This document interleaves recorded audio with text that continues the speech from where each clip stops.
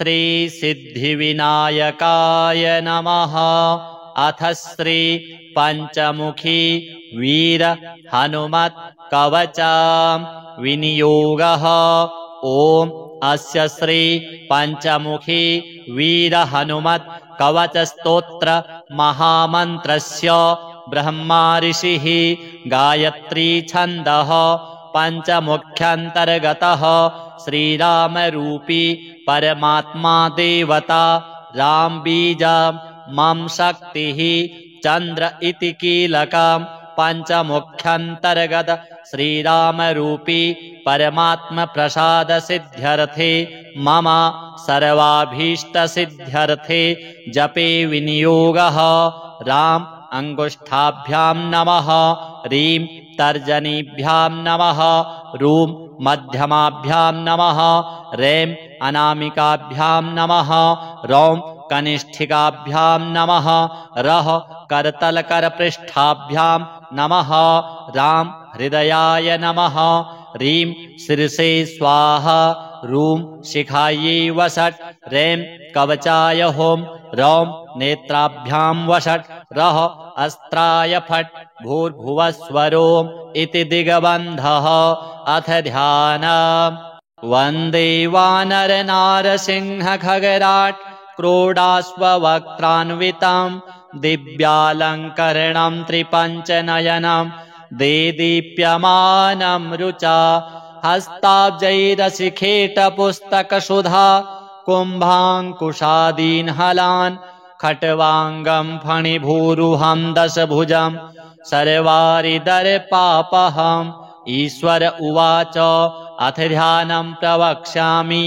शृणु सर्वाङ्गसुन्दरी यत्कृतं देवदेवेशि ध्यानं हनुमतः परं पञ्चवक्त्रं महाभीमं त्रिपञ्चनयनैर्युतं बाहुभिर्दशभिर्युक्तं सर्वकामार्थसिद्धिदं पूर्वं तु वानरं वक्त्रं कोटिसूर्यसमप्रभं दंष्ट्राकरालवदनं भ्रुकुटीकुटिलेक्षणम् अन्यत्तु दक्षिणं वक्त्रं नारसिंहं महाद्भुतम् अत्युग्रतेजोज्वलितं भीषणं भयनाशनं पश्चिमं गारुडं वक्त्रं वज्रकुण्डं महाबलं सर्वनागप्रशमनं विषभूतादिकृन्तनम् उत्तरं सौकरं वक्त्रं कृष्णं दीप्तं महोज्ज्वलं पातालसिद्धिवेतालो ज्वररोगादिकृन्तनम् ऊर्ध्वं हयाननं घोरं दानवान्तकरं परम् एतत्पञ्चमुखं तस्य ध्यायतामभयङ्करं खड्गं त्रिशूलं खट्वाङ्गं पाशाङ्कुशसुपर्वतं मुष्टिद्रुमगदाभिन्धि पालज्ञानेन संयुतम् एतान्यायुधजालानि धारयन्तं यजामहे प्रेतासनोपविष्टं तु सर्वाभरणभूषितं दिव्यमालाम्बरधरं दिव्यगन्धानुलेपनं सर्वाश्चर्यमयं देवमनन्तं विश्वतोमुखं पञ्चास्यमच्युतमनेकविचित्रवीर्यं श्रीशङ्खचक्ररमणीयभुजाग्रदेशं पीताम्बरं मकुटकुण्डलनूपुराङ्गम् उद्योतितं कपिवरं हृदि भावयामि मर्कटेशमहोत्साह सर्वशोकविनाशक शत्रून् संहर मां रक्ष श्रियं दापय मे प्रभो हरिमर्कटमर्कटमन्त्रमिमं परिलिख्यति लिख्यति भूमितले यदि नश्यति नश्यति शत्रुकुलं यदि मुञ्चति मुञ्चति वामकरः इति ध्यानम् श्री पंचमुख हनुमत् कवच स्तोत्र महामंत्र पठनं करिष्ये। ओम हरिमर्कट महामर्कटाय ओम वम वम वम वम वम वम फट फे फे स्वाहा। ओम हरिमर्कट महामर्कटाय ओम घम घम घम घम घम घम फट फे फे स्वाहा। ओम हरिमर्कट महामर्कटाय ओम खेम खेम खेम खेम खेम खेम फट फे फे मारणाय स्वाहा। ॐ हरिमर्कटमर्कटाय ॐ ठं ठं ठं ठं ठं ठं फट् फे फे स्तम्भनाय स्वाहा ॐ हरिमर्कटमर्कटाय ॐ ॐ ॐ ॐ ॐ ॐ फट् फे फे आकर्षणसत्त्वकाय स्वाहा ॐ हरिमर्कटमर्कटमन्त्रमिदं परिलिख्यति लिख्यति भूमितले यदि नश्यति नश्यति वामकरे परिमुञ्चति मुञ्चति शृङ्खलिका ॐ नमो भगवते पञ्चवदनाय पूर्वे कपिमुखाय श्रीवीरहनुमते ॐ टं टं टं टं टं टं सकलशत्रुसंहाराय हुं फट् फे फे फे फे फे फे स्वाहा ॐ नमो भगवते श्रीपञ्चवदनाय दक्षिणे करालवदन श्रीनृसिंहमुखाय श्रीवीरहनुमते ॐ हं हं हं हं हं हं सकलभूतप्रेतदमनाय महाबलाय हुं फट् फे फे फे फे फे फे स्वाहा ॐ नमो भगवते पञ्चवदनाय पश्चिमे गरुडमुखाय श्रीवीरहनुमते ॐ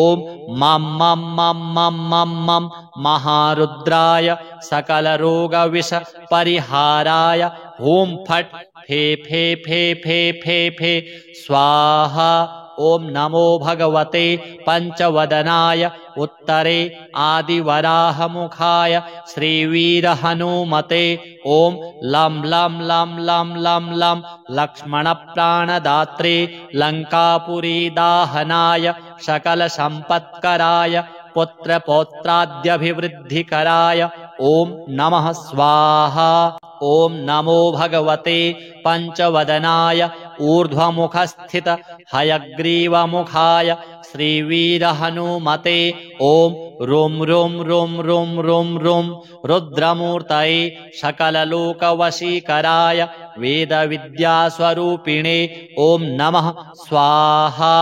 इति मूलमन्त्रः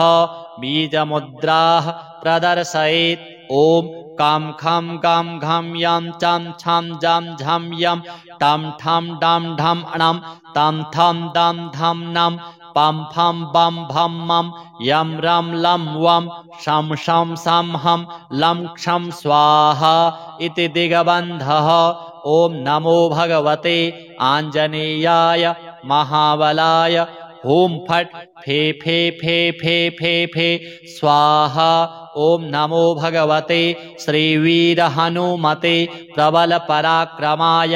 आक्रान्तदिङ्मण्डलाय शोभिताननाय धवलीकृतवज्रदेहाय जगच्चिन्तकाय रुद्रावताराय लङ्कापुरीदाहनाय उदधिलङ्घनाय सेतुबन्धनाय दशकण्ठशिरःक्रान्ताय सीताश्वासनाय अनन्तकोटि ब्रह्माण्डनायकाय महाबलाय वायुपुत्राय अञ्जनादेवीगर्भ सम्भूताय श्रीरामलक्ष्मणानन्दकराय कपिसैन्यप्रियकराय सुग्रीवसहायकारण कार्यसाधकाय पर्वतोत्पाटनाय कुमारब्रह्मचारिणे गम्भीरशब्दोदयाय श्रीरामचन्द्रदूताय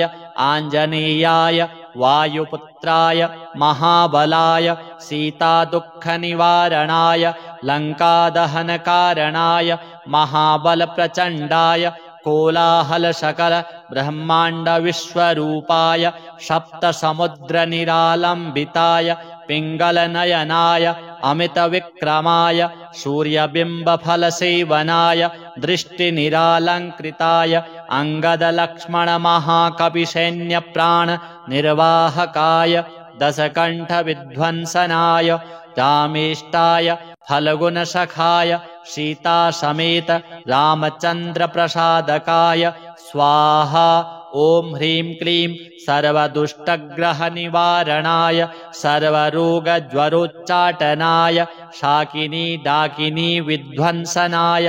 ॐ ह्रीं क्लीं हूं फट् फे फे स्वाहा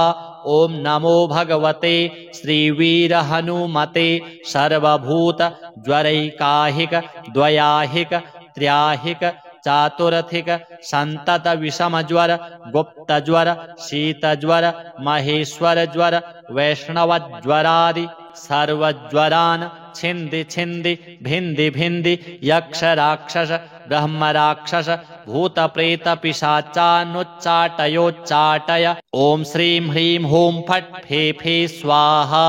ओम नमो भगवते श्रीवीर हनुमते नमः। ओम ह्रां ह्रीं ह्रूं ह्रैं ह्रौं ह्रः आह आह असै असै एहि एहि ओम ओम होम होम होम होम फट् फे फे स्वाहा। ओम नमो भगवते पवनात्मजाय डाकिनी साकिनी मोहिनी निःशेष निरसनाय सर्वविषम निर्विषम कुरु कारय कारय हूं फट् फे फे स्वाहा। ओम नमो भगवते श्रीवीर हनुमते सिंह शरभ शार्दूल गंडभेरुंड पुरुष मृगाणाम ओषाति निरसनाय क्रम निरसन क्रमणं कुरु सर्वरोगान् निवारय निवारय आक्रोशय आक्रोशय शत्रून्माद भयं छिन्दि छिन्दि छादय छादय मारय मारय शोषय शोषय मोहय मोहय ज्वालय ज्वालय प्रहारय प्रहारय मम सर्वरोगान् छेदय छेदय। ओम ह्रीं हूं फट् फे फे स्वाहा। ओम नमो भगवते श्रीवीर हनुमते सर्वरोग दुष्टग्रहानुच्चाटय उच्चाटय परबलानि क्षोभय क्षोभय मम सर्वकार्याणि साधय साधय शृङ्खलाबन्धनं मोक्षय मोक्षय कारागृहादिभ्यो मोचय मोचय शिरः शूल कर्णशूलाक्षिशूल कुक्षिशूल पार्श्वशूलादि महारोगान् निवारय निवारय नागपाशानन्त वासुकी तक्षक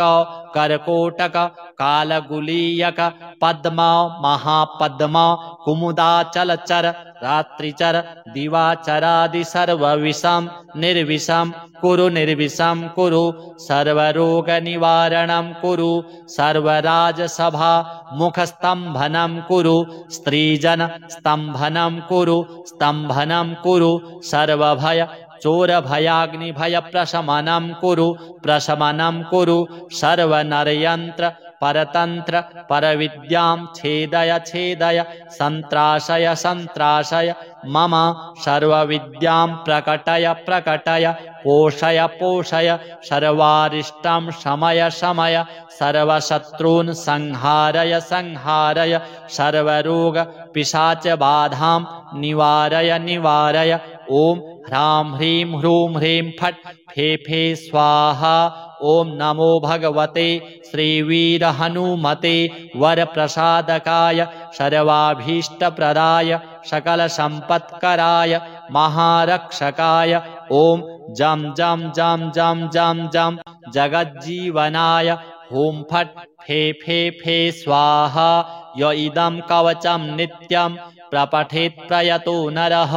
एकवारं पठेन् नित्यं सर्वशत्रुविनाशनं द्विवारं तु पठेन् नित्यं पुत्रपौत्रप्रवर्धनं त्रिवारं यः पठेन् नित्यं सर्वसम्पत्करं शुभं चतुर्वारं पठेन् नित्यं सर्वरोगनिवारणं पंचवारं पठेन् नित्यं सर्वशत्रुवशीकरं षड्वारं तु पठेन् नित्यं सर्वदेववशीकरं सप्तवारं पठेन् नित्यं सर्वसौभाग्यदायकं अष्टवारं पठेन् नित्यं इष्टकामार्थसिद्धिदं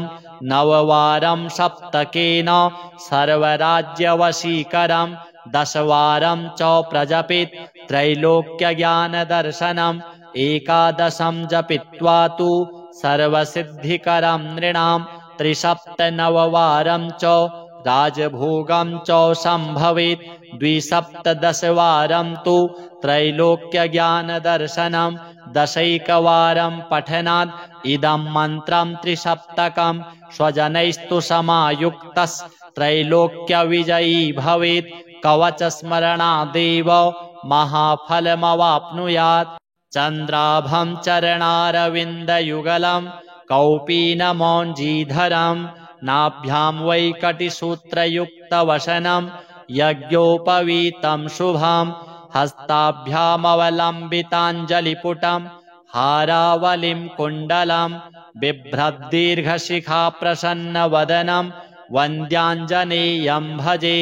श्रीहनुमद्देवार्पणमस्तु। ईश्वर उवाच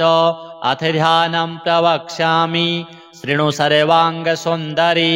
यत्कृतं देवदेवेशि ध्यानं हनुमतः परं पञ्चवक्त्रं महाभीमं त्रिपञ्चनयनैर्युतं बाहुभिर्दशभिर्युक्तं सर्वकामार्थसिद्धिदं पूर्वं तु वानरं वक्त्रं कोटिसूर्यसमप्रभं दंष्ट्राकरालवदनं भ्रुकुटीकुटिलेक्षणम् अन्यत्तु दक्षिणं वक्त्रं नारसिंहं महाद्भुतम् अत्युग्रतेजोज्वलितं भीषणं भयनाशनं पश्चिमं गारुडं वक्त्रं वज्रकुण्डं महाबलं सर्वनागप्रशमनं विषभूतादिकृन्तनम् उत्तरं सौकरं वक्त्रं कृष्णं दीप्तं महोज्ज्वलं पातालसिद्धिवेतालो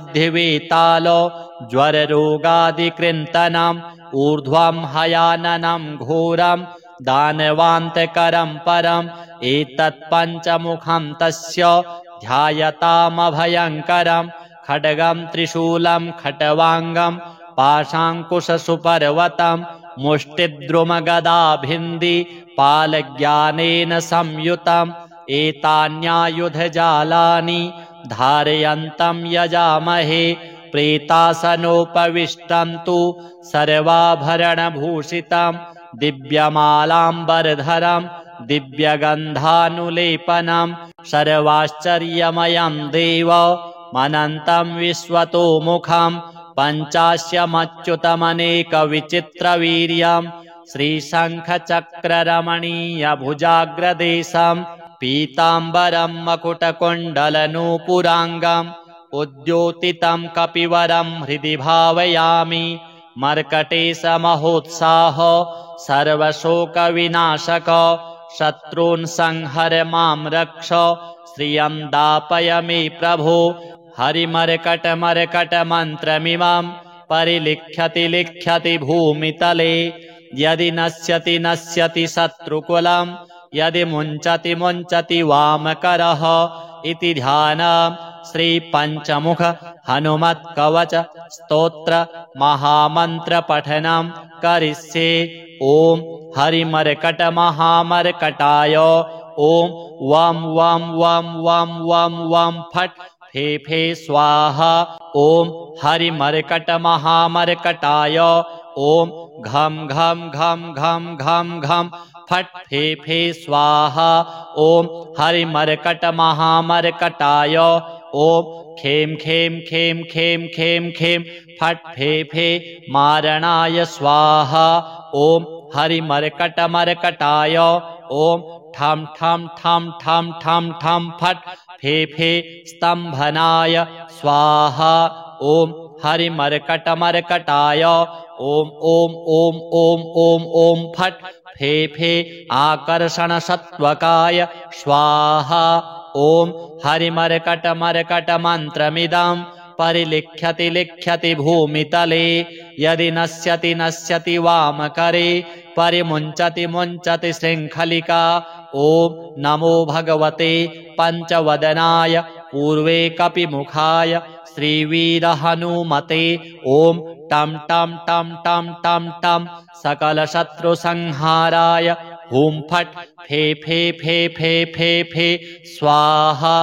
ॐ नमो भगवते श्रीपञ्चवदनाय दक्षिणे करालवदन श्रीनृसिंहमुखाय श्रीवीरहनुमते ॐ हं हं हं हं हं हं सकलभूतप्रेतदमनाय महाबलाय हुं फट् फे फे फे फे फे फे स्वाहा ॐ नमो भगवते पञ्चवदनाय पश्चिमे गरुडमुखाय श्रीवीरहनुमते ॐ मं मं मं मं मं मं महारुद्राय सकलरोगविषपरिहाराय हुं फट् फे फे फे फे फे फे स्वाहा। ॐ नमो भगवते पञ्चवदनाय उत्तरे आदिवराहमुखाय श्रीवीरहनुमते ॐ लं लं लं लं लं लं लक्ष्मणप्राणदात्रे लङ्कापुरीदाहनाय सकलसम्पत्कराय पुत्रपौत्राद्यभिवृद्धिकराय ॐ नमः स्वाहा।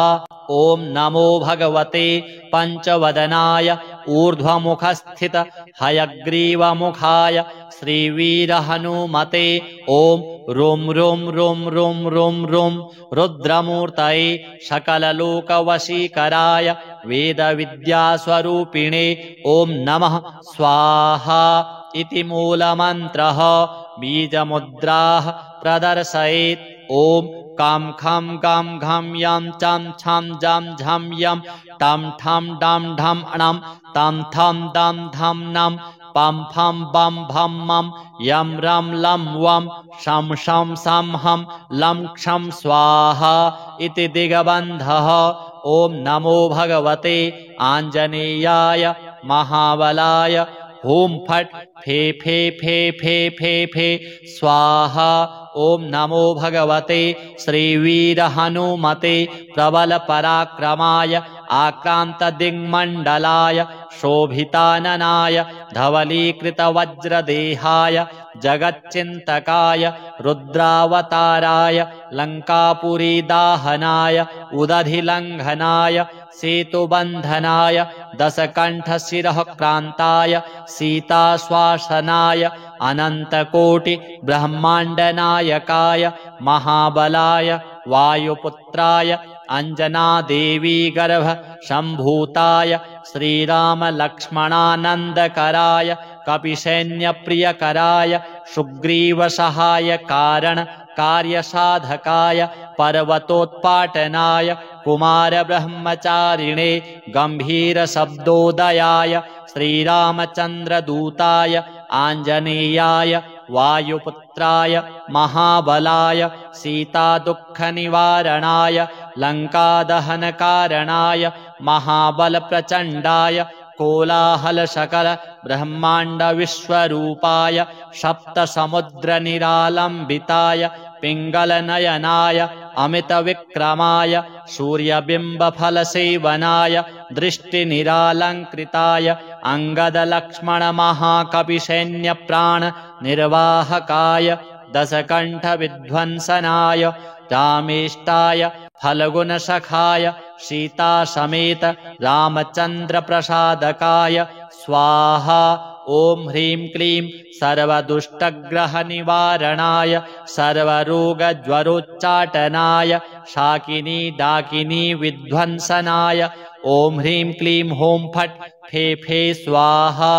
ॐ नमो भगवते श्रीवीरहनुमते सर्वभूतज्वरैकाहिक द्वयाहिक त्र्याहिक चातुर्थिक संतत विषमज्वर गुप्तज्वर शीतज्वर महेश्वरज्वर वैष्णवज्वरादि सर्वज्वरान् छिन्दि छिन्दि भिन्दि भिन्दि यक्ष राक्षस ब्रह्म राक्षस भूतप्रेत पिशाचानुच्चाटयोच्चाटय ॐ श्रीं ह्रीं हूं फट् फे फे स्वाहा।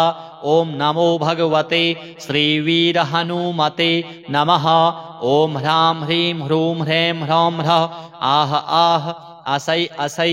एहि एहि ॐ ॐ हों हों हों हों फट् फे फे स्वाहा।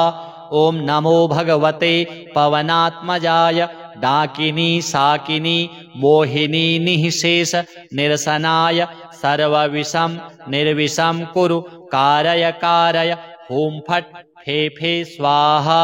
ॐ नमो भगवते श्रीवीरहनुमते सिंहशरभ शार्दूल गण्डभेरुण्ड पुरुषमृगाणाम् ओषातिनिरसनाय क्रमनिरसनक्रमणं कुरु सर्वरोगान् निवारय निवारय आक्रोशय आक्रोशय शत्रून्मादभयं छिन्दि छिन्दि छादय छादय मारय मारय शोषय शोषय मोहय मोहय ज्वालय ज्वालय प्रहारय प्रहारय मम सर्वरोगान् छेदय छेदय ॐ ह्रीं हूं फट् फे फे स्वाहा ॐ नमो भगवते श्रीवीरहनुमते सर्वरोग दुष्टग्रहानुच्चाटय उच्चाटय परबलानि क्षोभय क्षोभय मम सर्वकार्याणि साधय साधय शृङ्खलाबन्धनं मोक्षय मोक्षय कारागृहादिभ्यो मोचय मोचय शिरःशूल कर्णशूलाक्षिशूल कुक्षिशूल पार्श्वशूलादि महारोगान् निवारय निवारय नागपाशानन्त वासुकी तक्षक कर्कोटक कालगुलीयक पद्म महापद्म कुमुदाचलचर रात्रिचर दिवाचरादि सर्वविषं निर्विषं कुरु निर्विषं कुरु सर्वरोगनिवारणं कुरु सर्वराजसभा मुखस्तम्भनं कुरु स्त्रीजन स्तम्भनं कुरु स्तम्भनं कुरु सर्वभय चोरभयाग्निभय प्रशमनं कुरु प्रशमनं कुरु सर्वनरयन्त्र परतन्त्र परविद्यां छेदय छेदय सन्त्राशय सन्त्राशय मम सर्वविद्यां प्रकटय प्रकटय पोषय पोषय सर्वारिष्टं शमय शमय सर्वशत्रून् संहारय संहारय सर्वरोग पिशाचबाधां निवारय निवारय ॐ ह्रां ह्रीं ह्रूं ह्रीं फट् फे फे स्वाहा ॐ नमो भगवते श्रीवीरहनुमते वरप्रसादकाय सर्वाभीष्टप्रदाय सकलसम्पत्कराय महारक्षकाय ॐ जं जं जं जं जं जं जगज्जीवनाय हुं फट् फे फे फे स्वाहा य इदं कवचं नित्यं प्रपठेत् प्रयतो नरः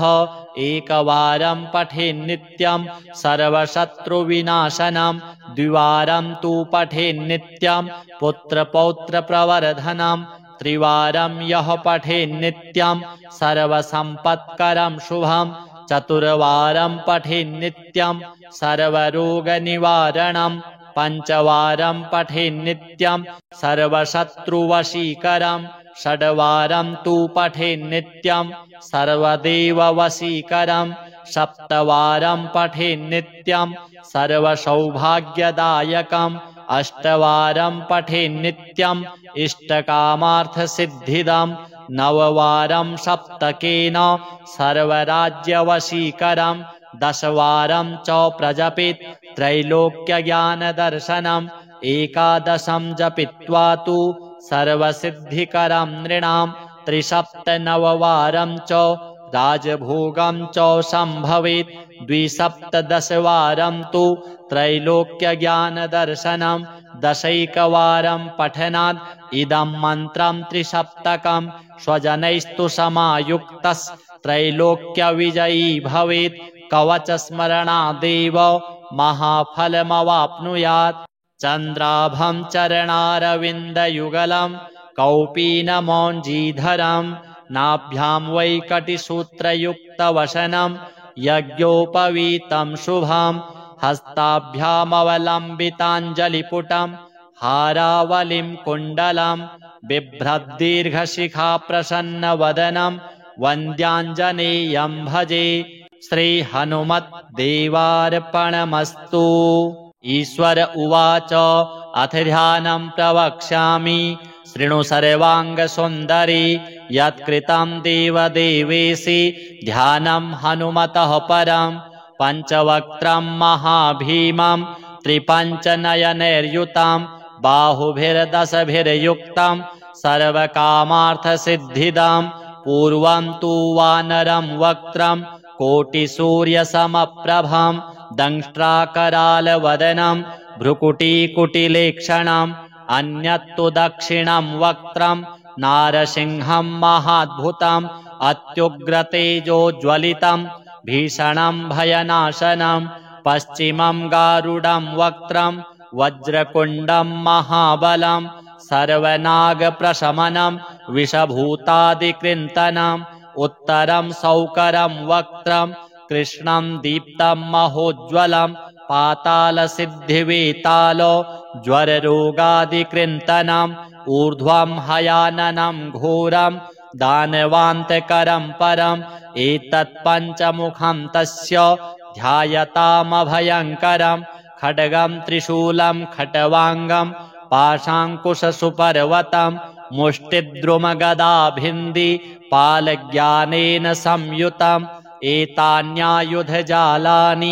धारयन्तं यजामहे प्रेतासनोपविष्टं तु सर्वाभरणभूषितं दिव्यमालाम्बरधरं दिव्यगन्धानुलेपनं सर्वाश्चर्यमयं देवमनन्तं विश्वतोमुखं पञ्चास्यमच्युतमनेकविचित्रवीर्यं श्रीशङ्खचक्ररमणीयभुजाग्रदेशं पीताम्बरं मकुटकुण्डलनूपुराङ्गम्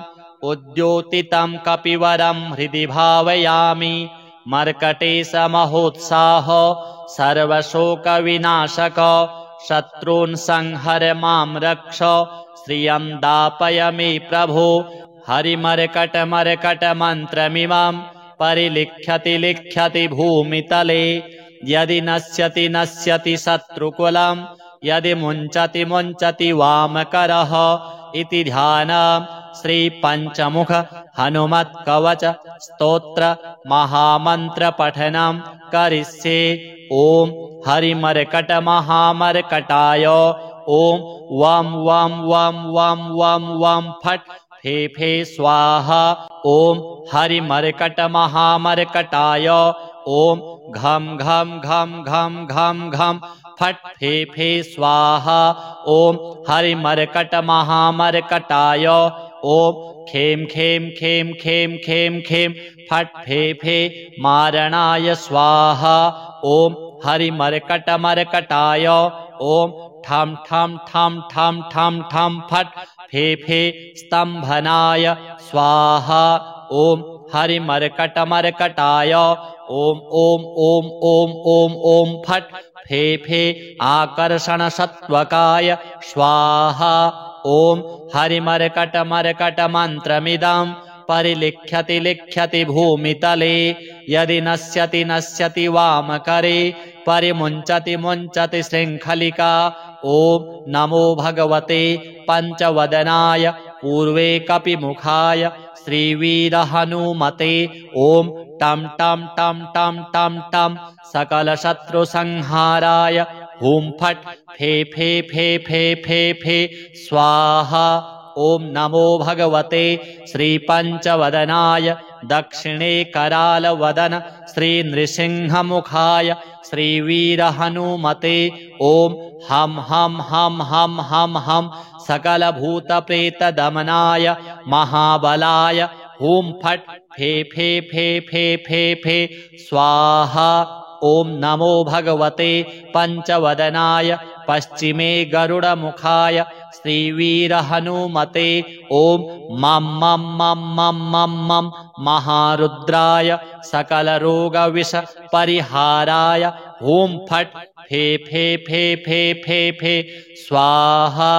ॐ नमो भगवते पञ्चवदनाय उत्तरे आदिवराहमुखाय श्रीवीरहनुमते ॐ लं लं लं लं लं लं लक्ष्मणप्राणदात्रे लङ्कापुरीदाहनाय सकलसम्पत्कराय पुत्रपौत्राद्यभिवृद्धिकराय ॐ नमः स्वाहा ॐ नमो भगवते पञ्चवदनाय ऊर्ध्वमुखस्थित हयग्रीवमुखाय श्रीवीरहनुमते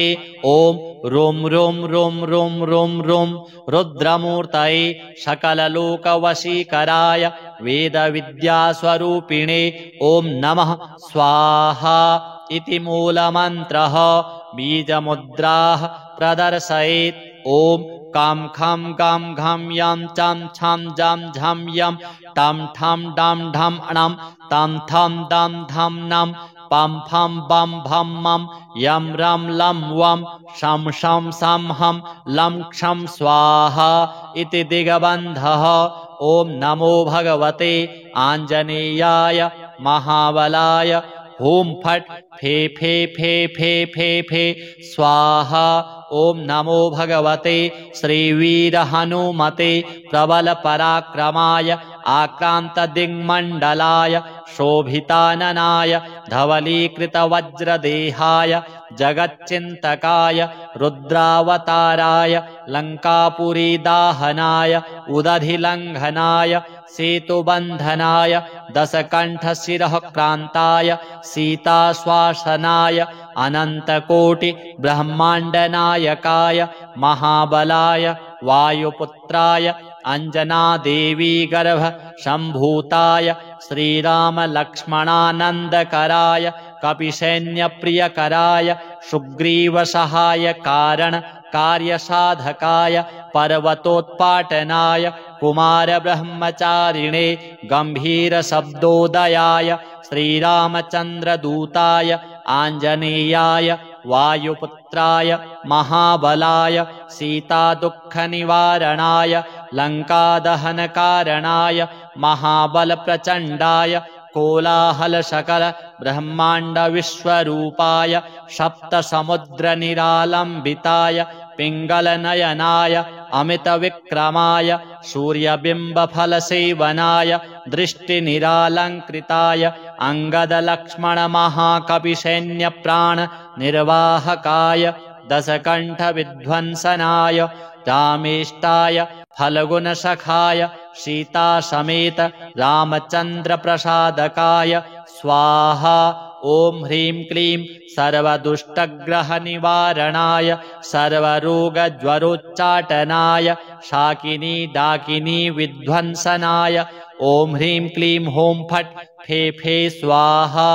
ॐ नमो भगवते श्रीवीरहनुमते सर्वभूतज्वरैकाहिक द्वयाहिक त्र्याहिक चातुरथिक संतत विषमज्वर गुप्तज्वर शीतज्वर महेश्वरज्वर वैष्णवज्वरादि सर्वज्वरान् छिन्दि छिन्दि भिन्दि भिन्दि यक्ष राक्षस ब्रह्मराक्षस भूतप्रेतपिशाचानुच्चाटयोच्चाटय। ॐ श्रीं ह्रीं हूं फट् फे फे स्वाहा। ॐ नमो भगवते श्रीवीरहनुमते नमः। ॐ ह्रां ह्रीं ह्रूं ह्रैं ह्रौं ह्रः आह आह असै असै एहि एहि ॐ ॐ हों हों हों हों फट् फे फे स्वाहा। ॐ नमो भगवते पवनात्मजाय डाकिनी साकिनी मोहिनी निःशेष निरसनाय सर्वविषं निर्विषं कुरु कारय कारय हुं फट् फे फे स्वाहा। ॐ नमो भगवते श्रीवीरहनुमते सिंहशरभ शार्दूल गण्डभेरुण्ड पुरुषमृगाणाम् ओषातिनिरसनाय क्रमनिरसनक्रमणं कुरु सर्वरोगान् निवारय निवारय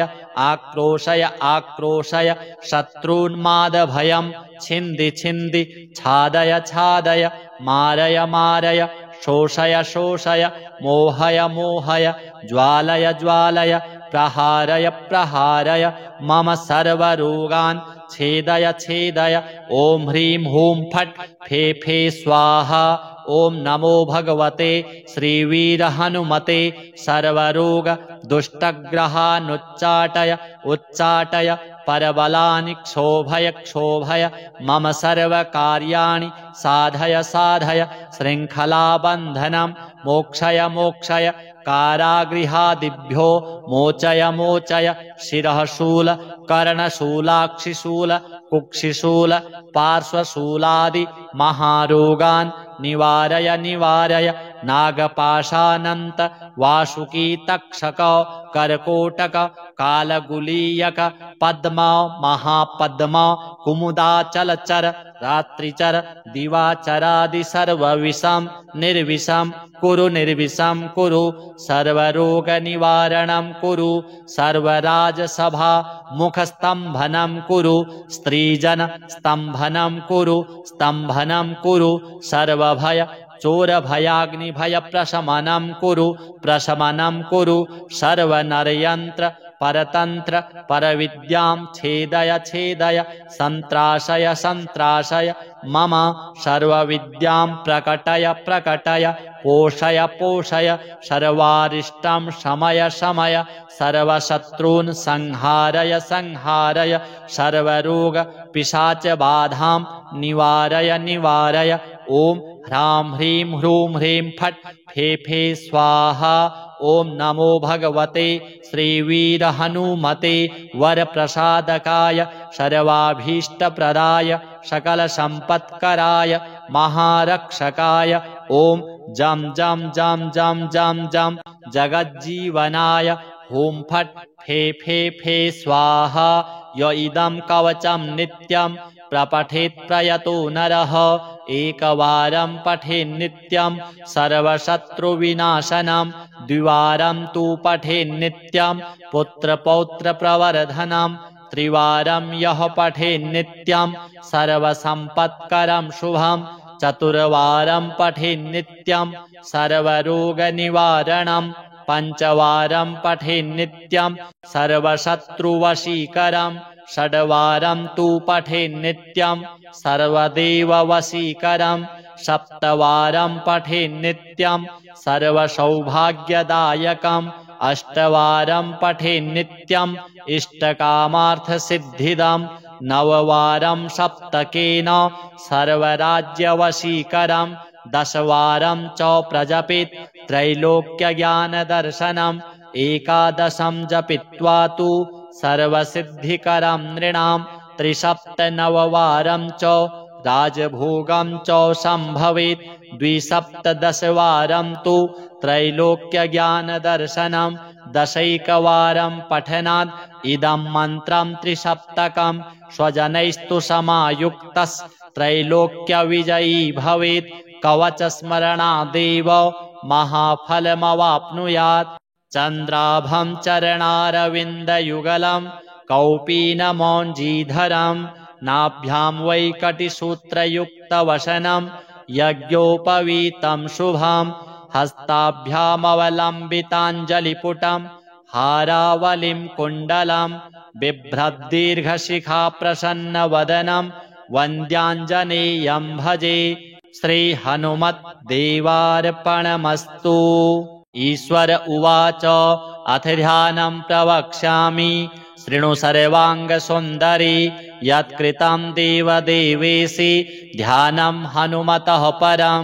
पञ्चवक्त्रं महाभीमं त्रिपञ्चनयनैर्युतं बाहुभिर्दशभिर्युक्तं सर्वकामार्थसिद्धिदं पूर्वं तु वानरं वक्त्रं कोटिसूर्यसमप्रभं दंष्ट्राकरालवदनं भ्रुकुटीकुटिलेक्षणम् अन्यत्तु दक्षिणं वक्त्रं नारसिंहं महाद्भुतम् अत्युग्रतेजोज्वलितं भीषणं भयनाशनं पश्चिमं गारुडं वक्त्रं वज्रकुण्डं महाबलं सर्वनागप्रशमनं विषभूतादिकृन्तनं उत्तरं सौकरं वक्त्रं कृष्णं दीप्तं महोज्ज्वलं पातालसिद्धिवेतालो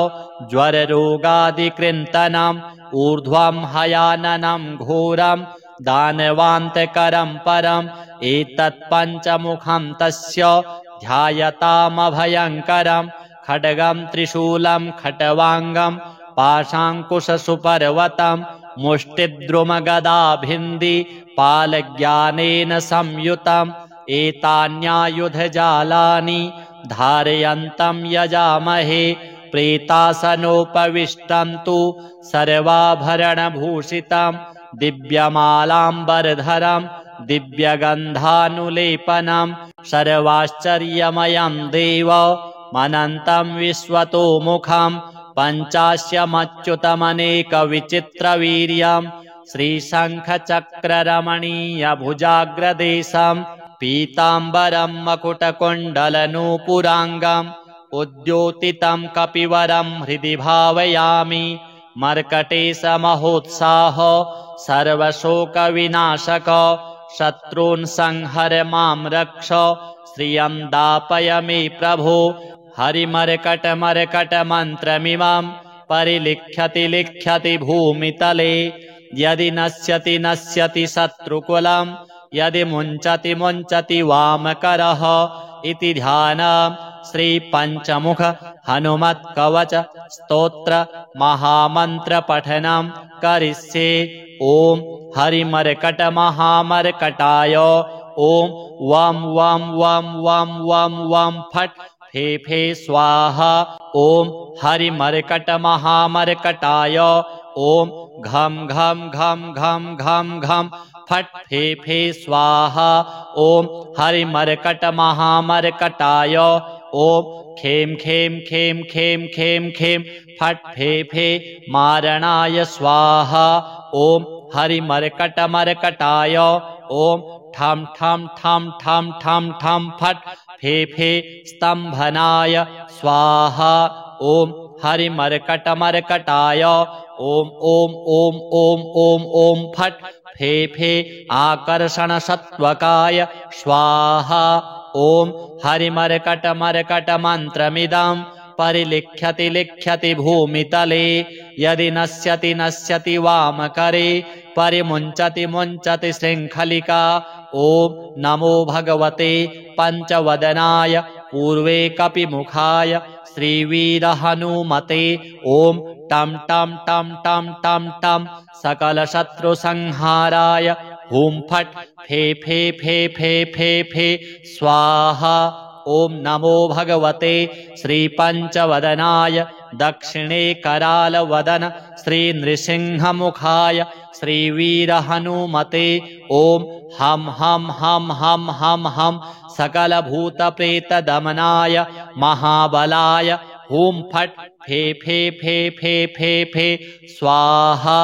ॐ नमो भगवते पञ्चवदनाय पश्चिमे गरुडमुखाय श्रीवीरहनुमते ॐ मं मं मं मं मं मं महारुद्राय सकलरोगविषपरिहाराय हुं फट् फे फे फे फे फे फे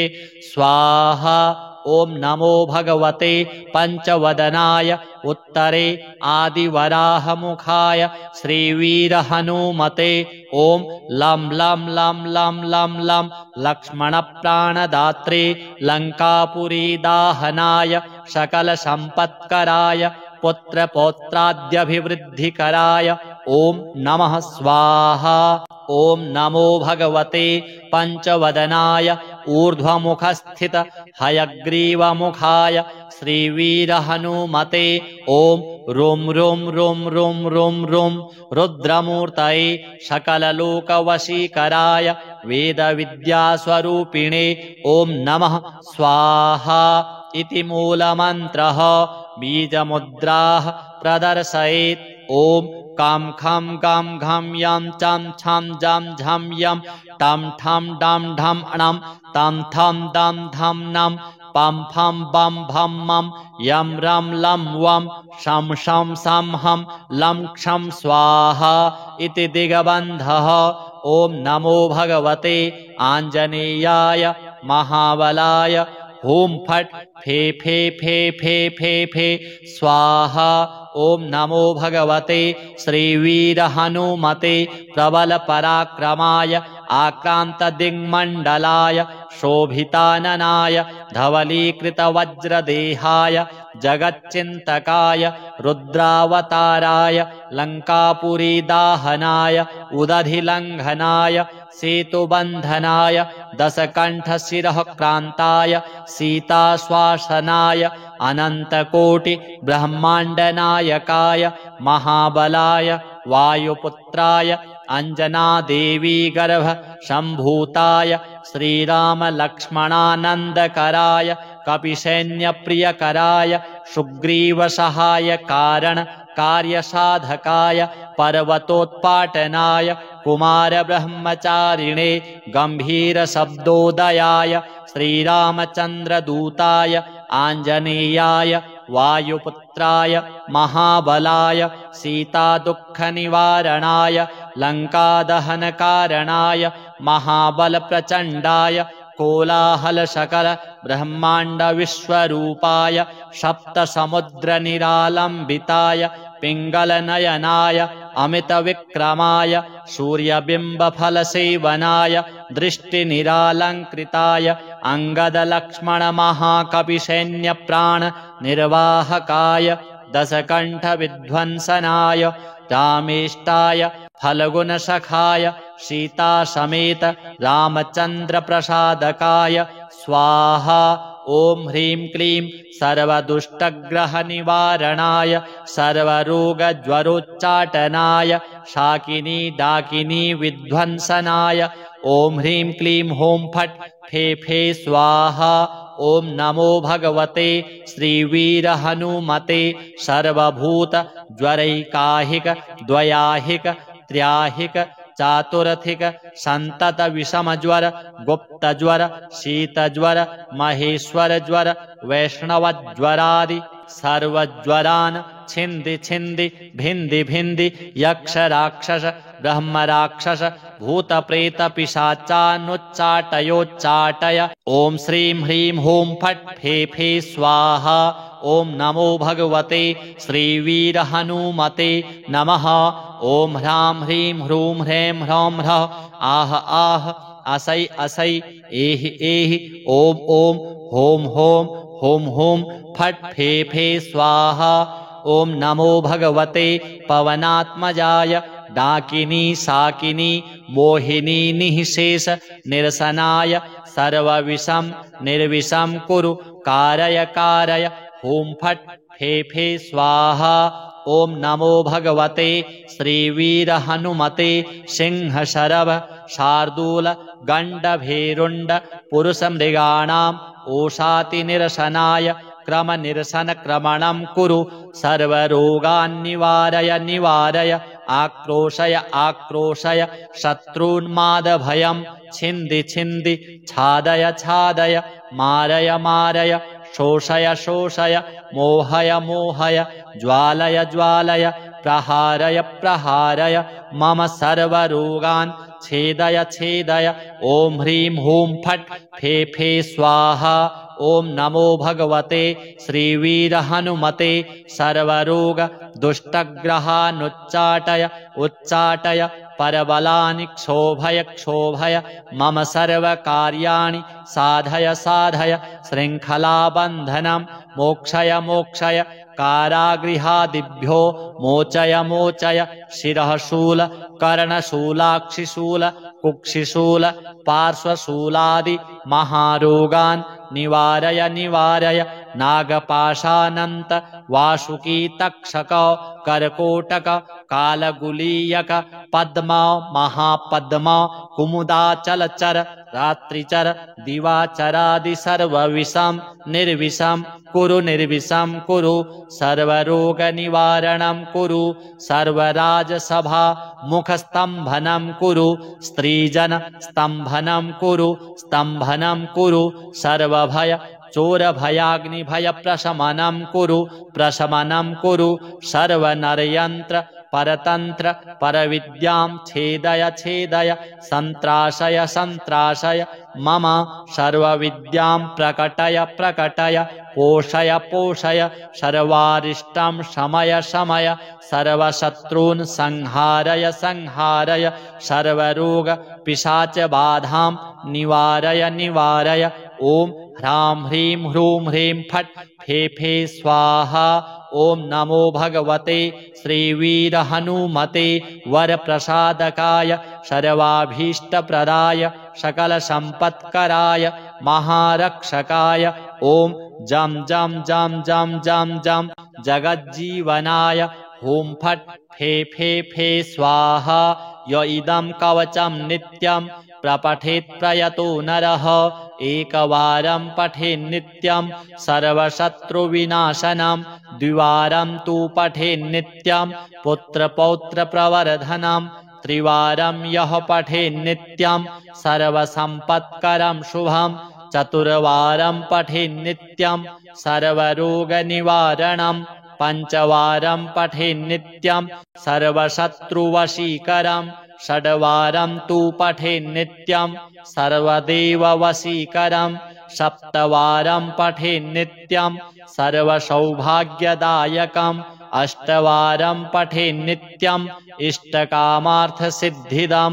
नववारं सप्तकेन सर्वराज्यवशीकरं दशवारं च प्रजपेत् त्रैलोक्यज्ञानदर्शनम् एकादशं जपित्वा तु सर्वसिद्धिकरं नृणां त्रिसप्तनववारं च राजभोगं च सम्भवेत् द्विसप्तदशवारं तु त्रैलोक्यज्ञानदर्शनं दशैकवारं पठनात् इदं मन्त्रं त्रिसप्तकं स्वजनैस्तु समायुक्तस्त्रैलोक्यविजयी भवेत् कवचस्मरणादेव महाफलमवाप्नुयात् चन्द्राभं चरणारविन्दयुगलं कौपीनमौञ्जीधरं नाभ्यां वैकटिसूत्रयुक्तवसनं यज्ञोपवीतं शुभं हस्ताभ्यामवलम्बिताञ्जलिपुटं हारावलिं कुण्डलं बिभ्रद्दीर्घशिखाप्रसन्नवदनं वन्द्याञ्जनेयं भजे श्रीहनुमद्देवार्पणमस्तु। ईश्वर उवाच अथ ध्यानं प्रवक्ष्यामि शृणु सर्वाङ्गसुन्दरी यत्कृतं देवदेवेशि ध्यानं हनुमतः परं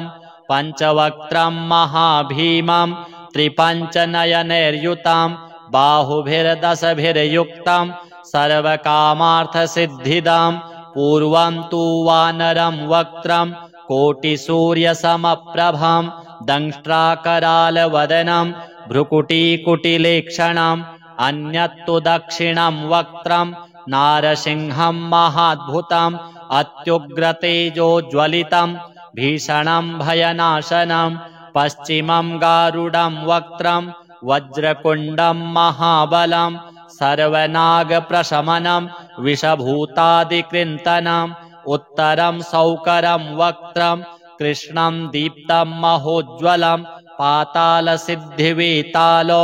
ज्वररोगादिकृन्तनम् ऊर्ध्वं हयाननं घोरं दानवान्तकरं परम् एतत्पञ्चमुखं तस्य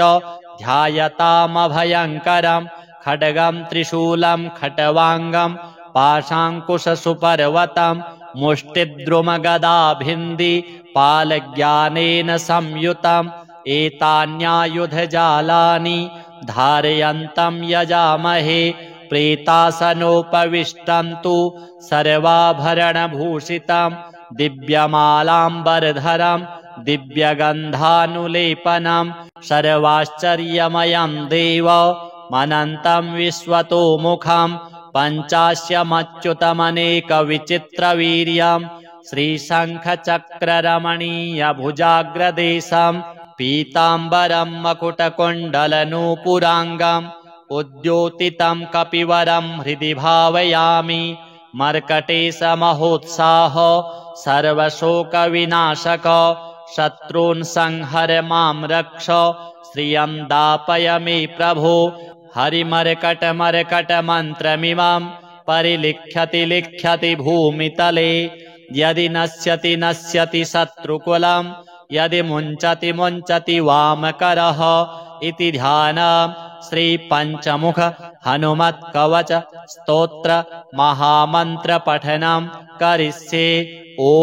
हरिमर्कटमहामर्कटाय ॐ वं वं वं वं वं वं फट् फे फे स्वाहा ॐ हरिमर्कटमहामर्कटाय ॐ घं घं घं घं घं घं फट् फे फे स्वाहा ॐ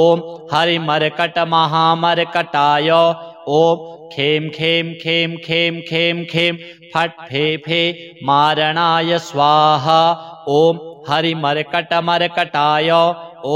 ठं ठं ठं ठं ठं ठं फट् फे फे स्तम्भनाय स्वाहा ॐ हरिमर्कटमर्कटाय ॐ ॐ ॐ ॐ ॐ ॐ फट् फे फे आकर्षणसत्त्वकाय स्वाहा ॐ हरिमर्कटमर्कटमन्त्रमिदं परिलिख्यति लिख्यति भूमितले यदि नश्यति नश्यति वामकरे परिमुञ्चति मुञ्चति शृङ्खलिका ॐ नमो भगवते पञ्चवदनाय पूर्वे कपिमुखाय श्रीवीरहनुमते ॐ टं टं टं टं टं टं सकलशत्रुसंहाराय हुं फट् फे फे फे फे फे फे स्वाहा ॐ नमो भगवते श्रीपञ्चवदनाय दक्षिणे करालवदन श्रीनृसिंहमुखाय श्रीवीरहनुमते ॐ हं हं हं हं हं हं सकलभूतप्रेतदमनाय महाबलाय हुं फट् फे फे फे फे फे फे स्वाहा ॐ नमो भगवते पञ्चवदनाय पश्चिमे गरुडमुखाय श्रीवीरहनुमते ॐ मं मं मं मं मं मं महारुद्राय सकलरोगविषपरिहाराय हुं फट् फे फे फे फे फे फे स्वाहा ॐ नमो भगवते पञ्चवदनाय उत्तरे आदिवराहमुखाय श्रीवीरहनुमते ॐ लं लं लं लं लं लं लक्ष्मणप्राणदात्रे लङ्कापुरीदाहनाय सकलसम्पत्कराय पुत्रपौत्राद्यभिवृद्धिकराय ॐ नमः स्वाहा ॐ नमो भगवते पञ्चवदनाय ऊर्ध्वमुखस्थित हयग्रीवमुखाय श्रीवीरहनुमते ॐ रुं रुं रुं रुं रुं रुं रुद्रमूर्तये सकललोकवशीकराय वेदविद्यास्वरूपिणे ॐ नमः स्वाहा इति मूलमन्त्रः बीजमुद्राः प्रदर्शयेत् ॐ कां खं गां घं यां चां छां जां झं यं टं ठं डां ढं णं तं थं दं धं नं पं फं बं भं मं यं रं लं वं शं शं सं हं लं क्षं स्वाहा इति दिग्बन्धः ॐ नमो भगवते आञ्जनेयाय महाबलाय हुं फट् फे फे फे फे फे फे स्वाहा ॐ नमो भगवते श्रीवीरहनुमते प्रबलपराक्रमाय आक्रान्तदिङ्मण्डलाय शोभिताननाय धवलीकृतवज्रदेहाय जगच्चिन्तकाय रुद्रावताराय लङ्कापुरीदाहनाय उदधिलङ्घनाय सेतुबन्धनाय दशकण्ठशिरः क्रान्ताय सीताश्वासनाय अनन्तकोटि ब्रह्माण्डनायकाय महाबलाय वायुपुत्राय अञ्जनादेवीगर्भ सम्भूताय श्रीरामलक्ष्मणानन्दकराय कपिसैन्यप्रियकराय सुग्रीवसहायकारण कार्यसाधकाय पर्वतोत्पाटनाय कुमारब्रह्मचारिणे गम्भीरशब्दोदयाय श्रीरामचन्द्रदूताय आञ्जनेयाय वायुपुत्राय महाबलाय सीतादुःखनिवारणाय लङ्कादहनकारणाय महाबलप्रचण्डाय कोलाहलसकल ब्रह्माण्डविश्वरूपाय सप्तसमुद्रनिरालम्बिताय पिङ्गलनयनाय अमितविक्रमाय सूर्यबिम्बफलसेवनाय दृष्टिनिरालङ्कृताय अङ्गदलक्ष्मणमहाकपिसैन्यप्राणनिर्वाहकाय दशकण्ठविध्वंसनाय रामेष्टाय फल्गुनसखाय सीतासमेत रामचन्द्रप्रसादकाय स्वाहा ॐ ह्रीं क्लीं सर्वदुष्टग्रहनिवारणाय सर्वरोगज्वरोच्चाटनाय शाकिनी डाकिनी विध्वंसनाय ॐ ह्रीं क्लीं हूं फट् फे फे स्वाहा ॐ नमो भगवते श्रीवीरहनुमते सर्वभूतज्वरैकाहिक द्वयाहिक त्र्याहिक चातुरथिक संतत विषमज्वर गुप्तज्वर शीतज्वर महेश्वरज्वर वैष्णवज्वरादि सर्वज्वरान् छिन्दि छिन्दि भिन्दि भिन्दि यक्ष राक्षस ब्रह्म राक्षस भूत प्रेत पिशाचानुच्चाटयोच्चाटय ॐ श्रीं ह्रीं हूं फट् फे फे स्वाहा ॐ नमो भगवते श्रीवीरहनुमते नमः। ॐ ह्रां ह्रीं ह्रूं ह्रैं ह्रौं ह्रः आह आह असै असै एहि एहि ॐ ॐ हों हों हों हों फट् फे फे स्वाहा। ॐ नमो भगवते पवनात्मजाय डाकिनी साकिनी मोहिनी निःशेष निरसनाय सर्वविषं निर्विषं कुरु कारय कारय हुं फट् फे फे स्वाहा। ॐ नमो भगवते श्रीवीरहनुमते सिंहशरभ शार्दूल गण्डभेरुण्ड पुरुषमृगाणाम् ओषातिनिरसनाय क्रमनिरसनक्रमणं कुरु सर्वरोगान्निवारय निवारय आक्रोशय आक्रोशय शत्रून्मादभयं छिन्दि छिन्दि छादय छादय मारय मारय शोषय शोषय मोहय मोहय ज्वालय ज्वालय प्रहारय प्रहारय मम सर्वरोगान् छेदय छेदय ॐ ह्रीं हुं फट् फे फे स्वाहा। ॐ नमो भगवते श्रीवीरहनुमते सर्वरोग दुष्टग्रहानुच्चाटय उच्चाटय परबलानि क्षोभय क्षोभय मम सर्वकार्याणि साधय साधय शृङ्खलाबन्धनं मोक्षय मोक्षय कारागृहादिभ्यो मोचय मोचय शिरःशूल कर्णशूलाक्षिशूल कुक्षिशूल पार्श्वशूलादि महारोगान् निवारय निवारय नागपाशानन्त वासुकी तक्षक कर्कोटक कालगुलीयक पद्म महापद्म कुमुदाचलचर रात्रिचर दिवाचरादि सर्वविषं निर्विषं कुरु निर्विषं कुरु सर्वरोगनिवारणं कुरु सर्वराजसभा मुखस्तम्भनं कुरु स्त्रीजन स्तम्भनं कुरु स्तम्भनं कुरु सर्वभय चोरभयाग्निभय प्रशमनं कुरु प्रशमनं कुरु सर्वनरयन्त्र परतन्त्र परविद्यां छेदय छेदय सन्त्राशय सन्त्राशय मम सर्वविद्यां प्रकटय प्रकटय पोषय पोषय सर्वारिष्टं शमय शमय सर्वशत्रून् संहारय संहारय सर्वरोग पिशाचबाधां निवारय निवारय ॐ ह्रां ह्रीं ह्रूं ह्रीं फट् फे फे स्वाहा। ॐ नमो भगवते श्रीवीरहनुमते वरप्रसादकाय सर्वाभीष्टप्रदाय सकलसम्पत्कराय महारक्षकाय ॐ जं जं जं जं जं जं जगज्जीवनाय हुं फट् फे फे फे स्वाहा। य इदं कवचं नित्यं प्रपठेत् प्रयतो नरः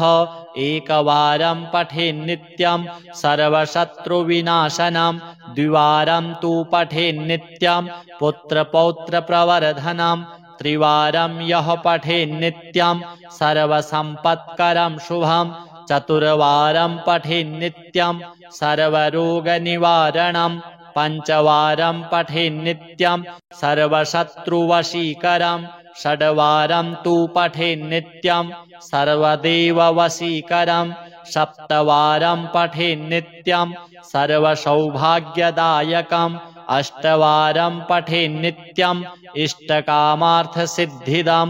नववारं सप्तकेन